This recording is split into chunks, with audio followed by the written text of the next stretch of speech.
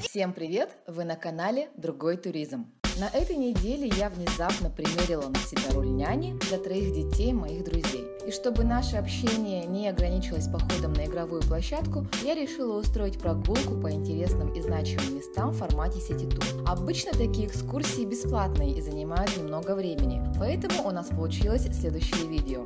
Что посмотреть в городе Якутске, если у вас нет денег? И первым местом, которое мы посетили, стал нулевой километр около главпочтамта. Он может выглядеть по-разному, а в Якутске это неприметный знак на земле с правой стороны от здания почты. Нулевой километр – это точка, от которой рассчитываются все дороги.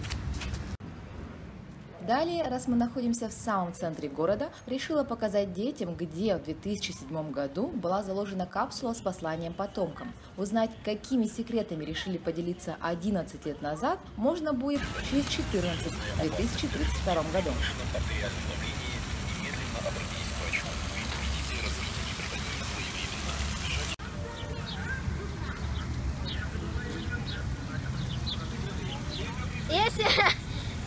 Если бы у меня была бы возможность положить в эту капсулу записку, я бы написал, чтобы войны не было. Как видим по карте, достаточно перейти дорогу, и около фонтана, и тоже с правой стороны, вы увидите отметку, где находится капсула времени.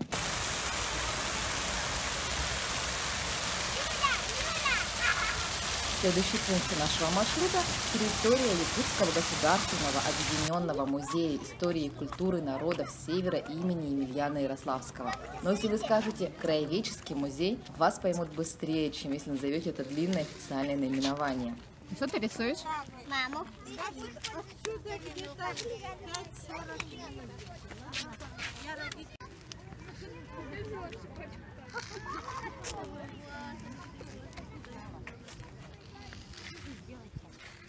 У меня аллергия на этих китов. У тебя аллергия на китов? Почему? Они страшные, я их боюсь. Они страшные. Здесь нас интересует знаменитый скелет, найденный в прошлом веке. Гренландский кит или полярный кит – самые большие на свете. Расстояние от площади Орджоникидзе 550 метров или 6 минут пешком. Далее мы прошли через дворы и вышли на улицу Ярославского, где расположен дом-музей «Якутская ссылка». Но так как мы ищем интересные и бесплатные места, то проходим мимо.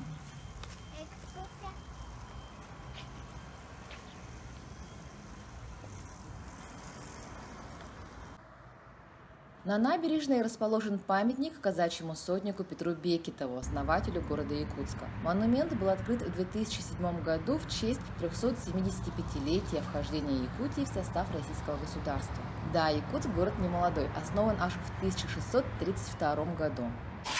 Мы сидим. Мы сидим возле памятника Бекетову. А кто такой Бекетов? Кто такой памятник Бекетов? У тебя мошка ходит по телефону. Всё. Пусть ходит. Это водичка. Здесь также можно пройти через дворы, будет быстрее, а можно прогуляться по набережной и покормить комаров и мошек, летящих с зеленого луга. Расстояние чуть меньше 2 километров или около получаса пешком. Прямо перед нами мемориальный комплекс «Вечный огонь». За ним Преображенский кафедральный собор. С левой стороны дворец бракосочетаний, но его не видно за деревьями. Этот комплекс посвящен воинам, погибшим в годы гражданской войны в Якутии. С другой стороны установлены мемориальные чугунные щиты, на которых написаны фамилии павших бойцов. Комплекс был открыт 26 июня 1977 года.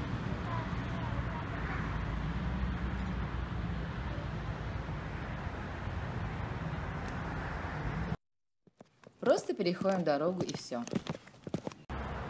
Направляясь к следующему историческому месту, проходим мимо памятника землепроходцам, но о нем расскажу потом, в следующих видео. Итак, торговые ряды Кружала. Это историческое название базара, работавшего с первой половины 19 века. Это похоже на маленький помидорчик. Ну, ты знаешь, что его нельзя кушать? Да, я знаю. А я скусила 2. Смотри.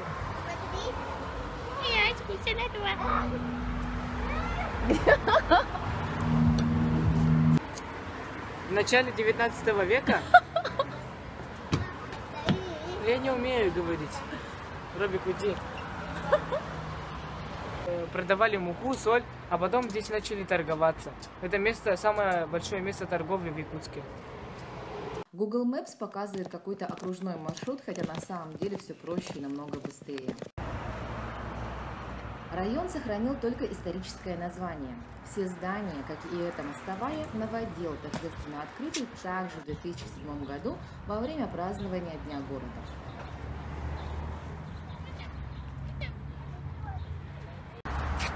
Так как башня находится в старом городе, то это тоже не оригинальное строение. Последняя из сохранившихся 17 века башня сгорела во время пожара в августе 2002 года. Кстати, она стояла на территории Краеведческого музея, где мы смотрели на скелеты Китая и Белуги. Как обычно, Google Maps показывает хитрый маршрут. Наверное, в каждом городе все еще имеется площадь имени вождя. Но сохранился ли на ней памятник? Идем по прямой, на этот раз все верно. Этот памятник был открыт не в 2007 году, а на пару лет раньше. Он посвящен землепроходцу Семену Дежневу, его жене Якутке Абакаяде и их сыну Любиму.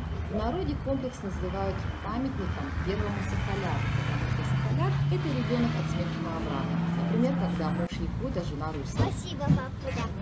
Розочка. Не настоящая. Не настоящая.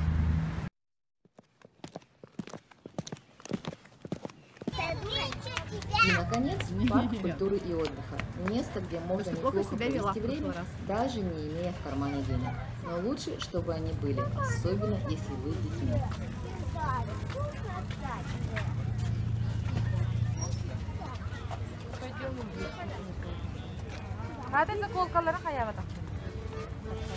Парк работает каждый день с 11 утра и до 8 часов вечера.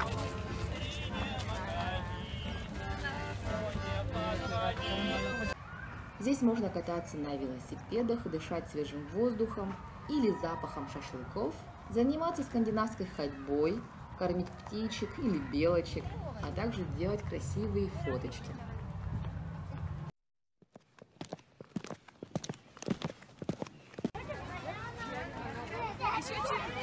Я давно поняла, что парк место не из дешевых. Билеты на аттракционы стоят от 150 рублей, плюс всякие попкорны, сладкая вата, шашлыки, хот-доги и прочее.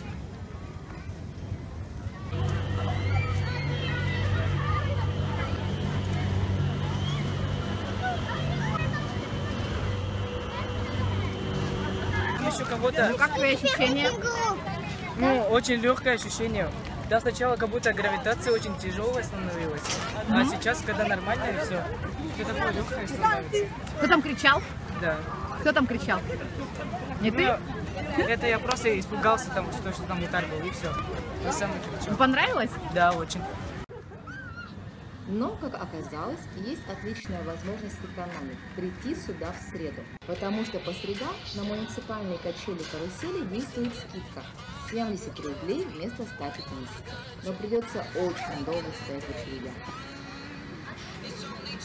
И да, некоторые аттракционы принадлежат частным лицам, поэтому на них дисконт не распространяется. И оплату они принимают только наличными, а не картой. Но зато карточкой можно расплачиваться в многочисленных ларьках, покупая соки, снеки или на фудкорте, где представлен довольно хороший выбор городских общепитов. Ну, это в том случае, если останется бюджет после всех качелей, каруселей и магазинчиков. Итак, если вы взрослые люди с нормальной скоростью ходьбы и без детей, то весь маршрут с фотографированием и позированием в кадре займет не больше 3 часов. Ну а на следующей неделе мы отправимся знакомиться с мамонтами. Поэтому подписывайтесь на канал и совершите эту прогулку вместе с нами.